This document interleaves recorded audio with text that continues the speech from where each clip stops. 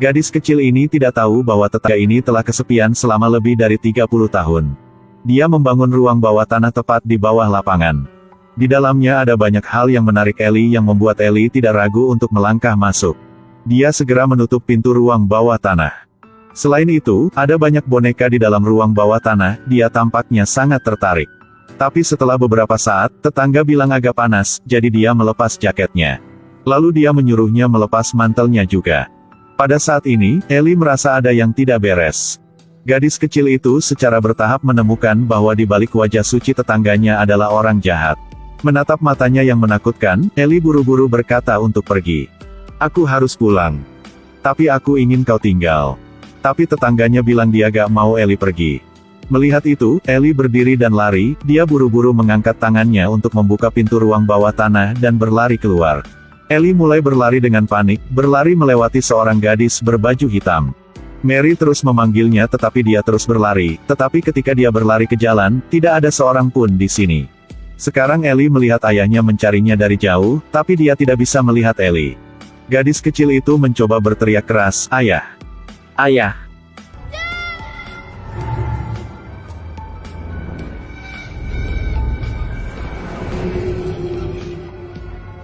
Pada saat ini, semua orang tiba-tiba menghilang di depannya. Ellie kemudian dengan cepat berlari pulang, sekarang ibunya telah pergi ke kantor polisi dan memberikan identitas Ellie kepada mereka. Pada saat yang sama, Ellie telah sampai di rumah tetapi tidak ada seorang pun di dalam rumah dan di luar taman. Tapi saat ini Ellie hanya bisa mendengar ibunya berbicara dengan polisi. Ellie putus asa dan ketakutan sekarang.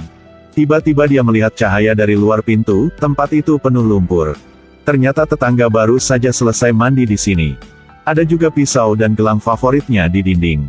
Baru saat itulah dia menyadari bahwa dia telah dibunuh secara brutal oleh tetangganya. Dan dia memasukkan tubuh Ellie ke brankasnya. Tidak. Tubuh Ellie baru saja meleleh menjadi asap. Keesokan harinya, polisi menemukan topi Ellie di lumpur. Kemudian, mereka dengan cepat membawa bukti kepada orang tuanya. Pada saat yang sama, di tempat kejadian, polisi juga menemukan banyak jejak darah lainnya. Aku minta maaf semuanya. Kenapa begitu? Pasangan itu patah hati ketika mereka mendengar berita ini. Dan tetangga itu dengan cepat membakar semua pakaian dan barang milik Ellie. Setelah itu, dia berencana untuk menghancurkan pakaiannya yang berlumuran darah. Tetapi menemukan polisi sedang menyelidiki di dekat rumahnya.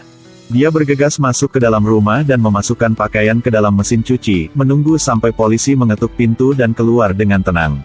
Melihat wajahnya yang berpengetahuan luas dan lembut, tidak mungkin membuat orang lain curiga. Tetapi ketika dia mengambil foto Ellie dan melihat gelangnya, dia mulai gugup. Karena gelang ini masih tergantung di atas meja. Dan tentu saja detektif polisi akan memintanya untuk memeriksa sekitar rumahnya. Dia diam-diam mengangkat gelang itu dari meja dan dengan lembut memasukkannya ke dalam sakunya. Sekarang Ellie ada di akhirat, dia melihat cinta pertamanya. Ellie mencoba memanggil namanya, tetapi tidak mendapat jawaban. Lek.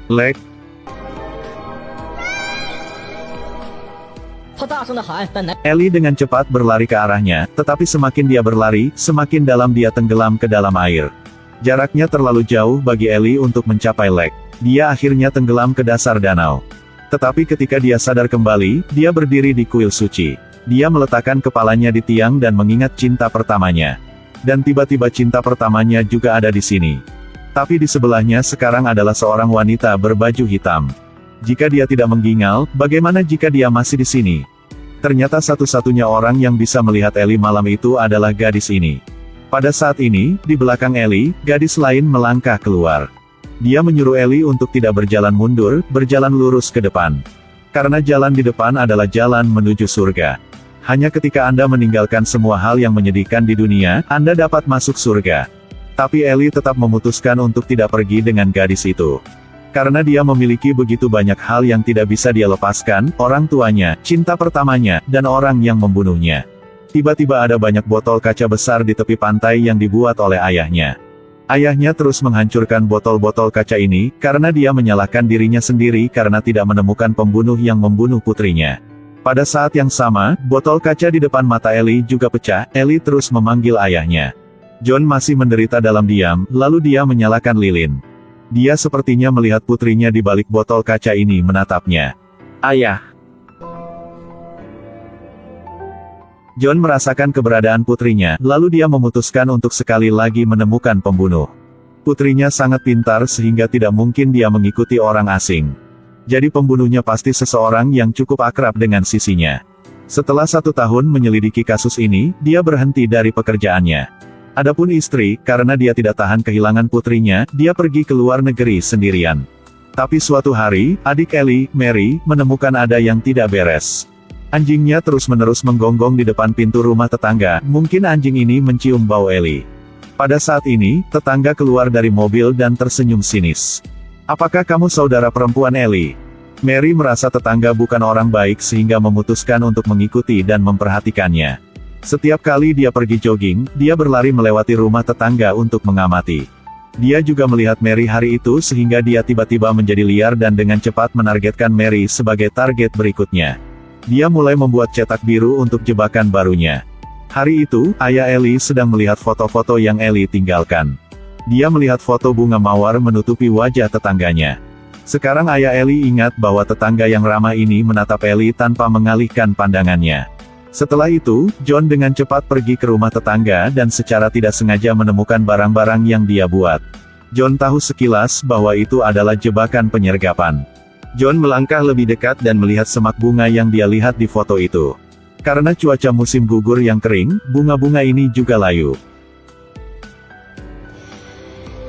Memegang bunga di tangan, tiba-tiba bunga itu mekar lagi. Ini membuat John mengerti bahwa putrinya sepertinya berusaha menyampaikan sesuatu kepadanya. Apa yang akhirnya kamu lakukan putriku? Apa yang kamu lakukan pada putriku? Di mana kamu menyembunyikannya? Cepat bawa dia ke sini. John datang untuk mencari Ellie tetapi tidak menemukan bukti, hampir jatuh ke dalam perangkap tetangga ini. Jika polisi tidak membantunya, dia akan menangani masalahnya sendiri. John mengambil tongkat panjang dan keluar dari rumah. Sekarang Ellie di dunia lain juga telah melihat semuanya. Ellie di dunia ini tidak membenci siapapun, tapi sekarang, dendamnya adalah tetangga. Aku ingin membunuhnya, dia tidak akan bisa hidup dengan tenang.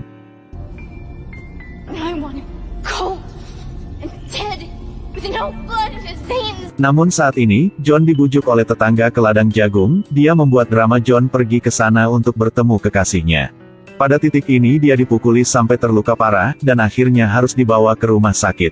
Ellie berdiri di sampingnya kesakitan, tak berdaya melihat ayahnya dipukuli dan tidak bisa berbuat apa-apa.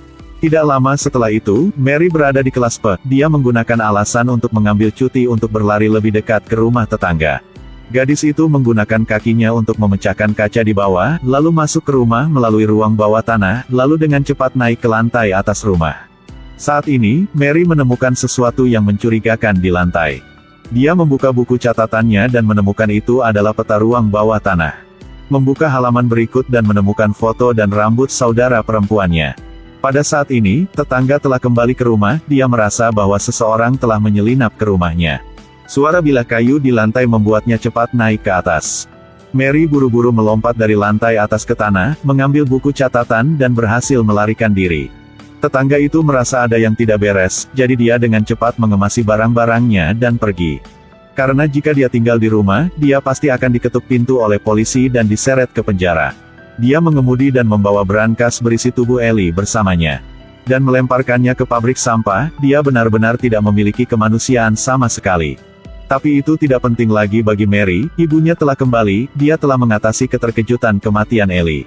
Adapun Ellie, saat ini dia melihat total sekitar 8 orang, semuanya dibunuh oleh tetangga. ప్రతివాడు తన దోషము చేతనే ముత్తినందును ఎవడు ద్రాక్షకాయలు తినునో వాని పళ్ళే పులియును.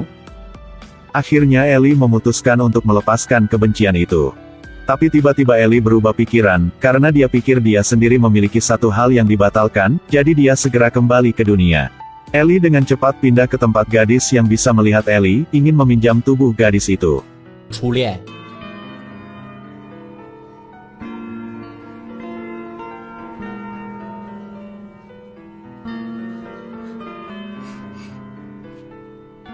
Ellie memberikan ciuman pertamanya kepada kekasihnya, Lek merasa bahwa Ellie lah yang telah kembali untuk menemukannya. Ciuman mereka panjang dan manis, tapi ciuman pertama ini juga yang terakhir. Akhirnya Ellie puas dan kembali ke surga tempatnya berada. Bertahun-tahun kemudian, tetangganya telah menjadi lelaki tua, dan dia menargetkan wanita lain. Tapi wanita itu tidak peduli padanya. Pada saat ini, tiba-tiba sebatang es jatuh tepat di bahunya, dia langsung terpeleset dan jatuh ke dalam jurang. Akhirnya dia harus pergi ke neraka di mana dia berada.